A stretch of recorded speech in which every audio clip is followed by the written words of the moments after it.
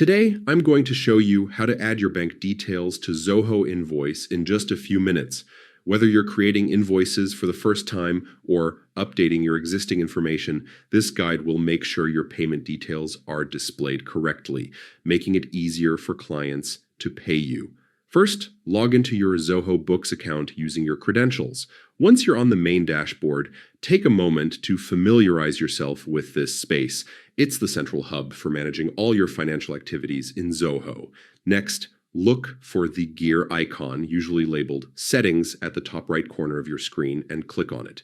From the Settings menu, navigate to Customization and click on it. Customization is a powerful feature in Zoho Invoice that allows you to tailor your invoices to match your business's branding and essential information.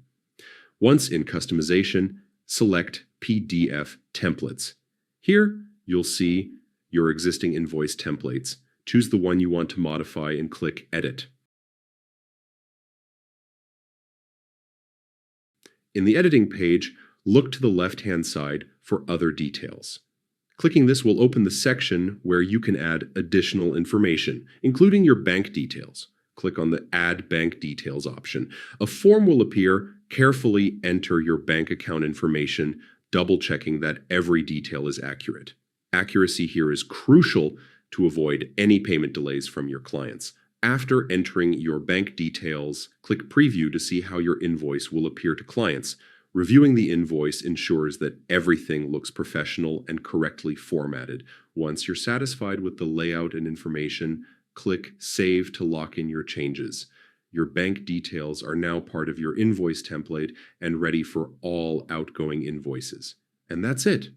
By following these simple steps, you can provide clients with clear professional invoices and make the payment process smooth and seamless. Thanks for watching, and do not forget to like, share, and subscribe to our channel for more easy-to-follow Zoho tips and tutorials.